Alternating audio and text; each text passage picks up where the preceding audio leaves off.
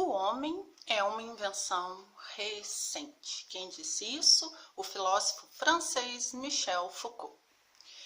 Bom, considerando a ideia de homem ou humanidade como uma ideia extremamente natural e eterna, mas a arqueologia do nosso pensamento nos mostra a ideia de homem como objeto de estudo do início do século XIX.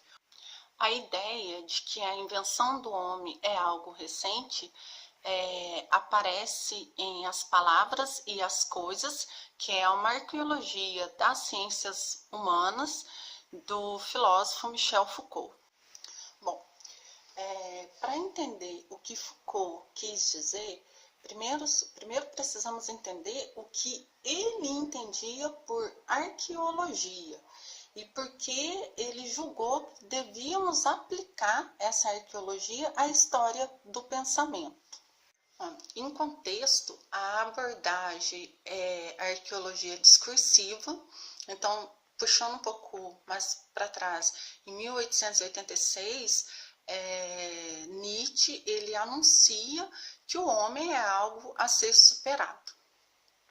E depois, em 1886, Charles Darwin ele escreve A Evolução das Espécies, que revolucionou toda a forma de interpretação de nós mesmos, né? A maneira como interpretamos a nossa espécie. Depois, já no século XVIII, o filósofo Immanuel Kant ele começa a lançar a base do modelo de homem para o século XIX.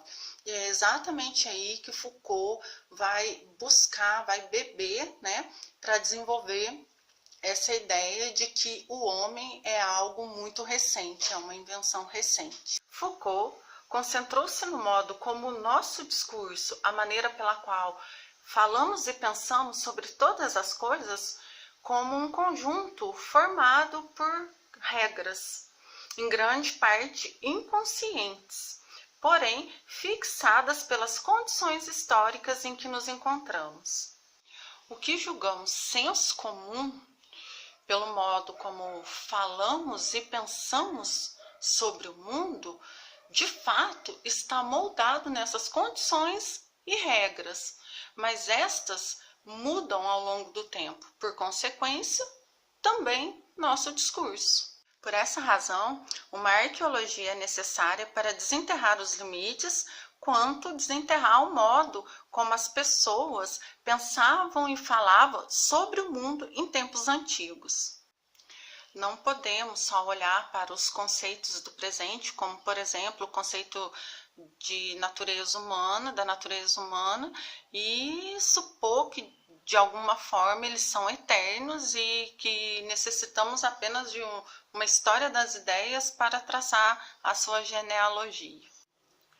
Para Foucault, é simplesmente errado supor que as nossas ideias atuais não possam ser aplicadas de maneira útil em qualquer ponto prévio na história. A forma como usamos as palavras homem, humanidade, natureza humana para Foucault é prova disso. As raízes dessa ideia fundam-se na filosofia de Immanuel Kant, que fez a filosofia dar um salto evolutivo e abandonar velhas questões como, por exemplo, por que o mundo é como é? Por que eu estou aqui? Então, abandonou-se, deixou-se de lado aquela velha questão filosófica para evoluir mais a filosofia nesse sentido. Supomos a ideia de ser humano como fundamental e imutável, mas ela é, de fato, uma invenção recente.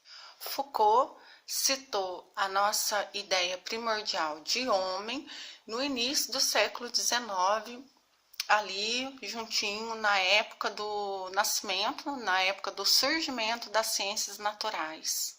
A ideia de homem, segundo Foucault, é paradoxal.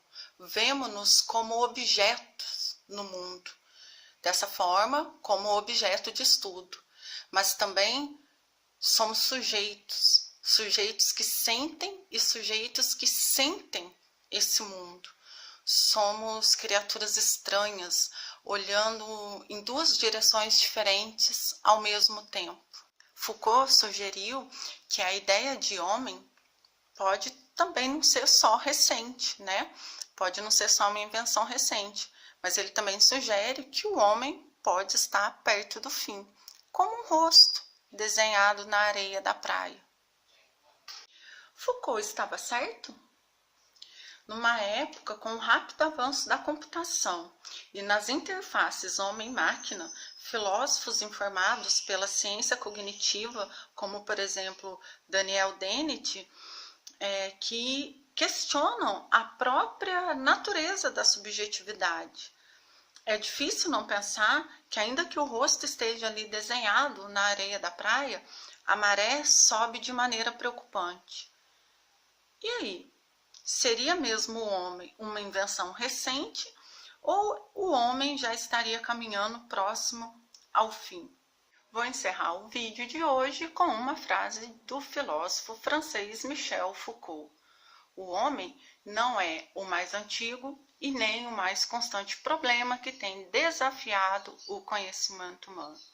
Até o próximo vídeo.